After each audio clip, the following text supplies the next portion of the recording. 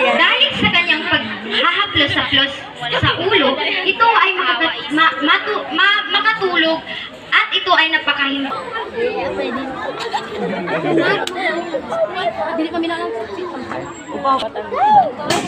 May isang diwatang nagbabantay at nag-aalaga sa mga isda at ito'y nalalaman ng mga taga-nayon.